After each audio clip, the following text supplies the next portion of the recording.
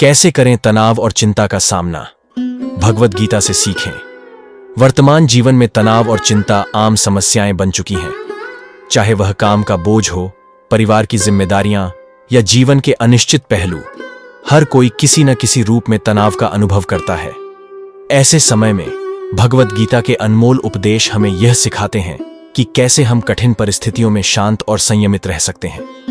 आज हम कृष्ण के उपदेशों के माध्यम से जानेंगे कि कैसे हम तनाव और चिंता से निपट सकते हैं, मन को स्थिर कर सकते हैं और जीवन में मानसिक शांति प्राप्त कर सकते हैं।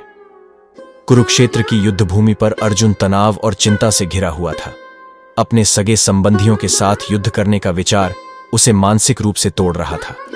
वह भ्रमित हो गया और उसके मन में कई सवाल उठे।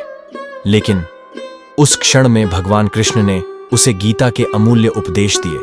ये उपदेश न केवल अर्जुन के लिए बल्कि हमारे लिए भी मार्गदर्शन का स्रोत है जब हम जीवन में तनाव और चिंता का सामना करते हैं। कृष्ण कहते हैं, व्यवसायात्मिका बुद्धि एकेह कुरुनंदन बहुशाखा ह्यनंताश्च बुद्धयो व्यवसायी नाम।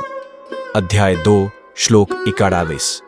कृष्ण अर्जुन को बताते हैं कि एकाग्र चित्त और स्थिर बुद्धि ही सफलता की कुंजी है।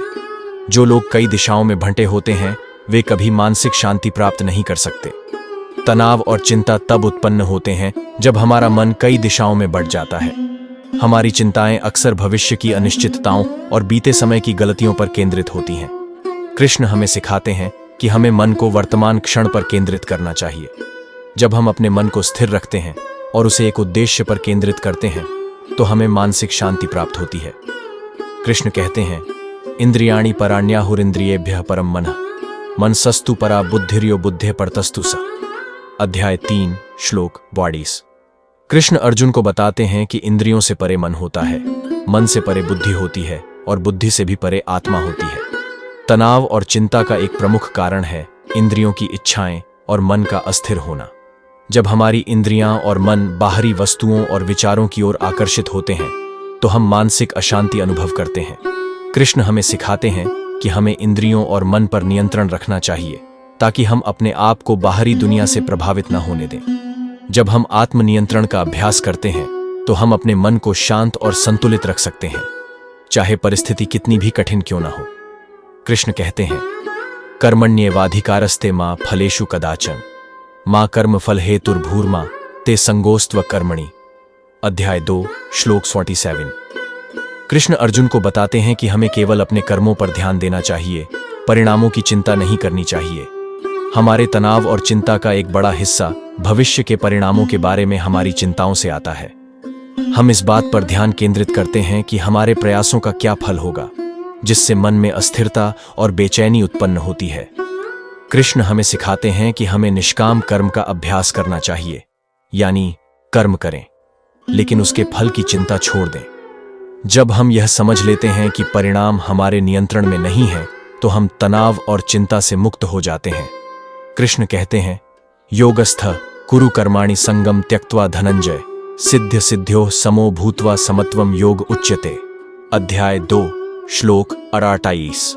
कृष्ण अर्जुन को योग का मार्ग बताते हैं जिसमें सफलता और असफलता दोनों में समान भाव रखना सिखाया जाता है। योग और ध्यान मानसिक शांति प्राप्त करने के प्रमुख साधन हैं। कृष्ण हमें सिखाते हैं कि जब हम योग के माध्यम से अपने मन को संतुलित करते हैं तो हम किसी भी परिस्थिति में समान रूप से स्थिर और शांत रह सकते हैं। ध्यान और योग का नियमित अभ्यास हमें आत्मनियंत्रण सिखाता है, जिससे हम तनाव और चिंता से मुक्त रह सकते हैं। यह हमें सिखाता है कि हम अपने भीतर की शांति को कैसे खोज सकते हैं, चाहे बाहरी दुनिया कितनी भी अशांत क्यों ना हो। भगवद गीता की शिक्षाएं हमें यह सिखाती हैं कि जीवन में तनाव और चिंता का सामना कैसे करना चाहिए। कृष्ण के उपदेश हमें बताते हैं कि हमें मन को स्थिर रखना चाहिए, इंद्रियों पर नियंत्रण रखना चाहिए और परिणामों की चिंता छोड़कर निष्काम कर्म का पालन करना चाहिए। योग और ध्यान के अभ्यास से हम अपने मन को शांत रख सकते हैं और किसी भी परिस्थिति में आत्मनियंत्रण प्राप्त कर सकते हैं। कृष्ण का मार्गदर्शन हमें सिखाता है कि चाहे कितनी भी कठिन परिस्थितियां क्यों न आए, हम हमेशा शांत, संयमित और संतुलित रह सकते हैं। जय श्री कृष्ण।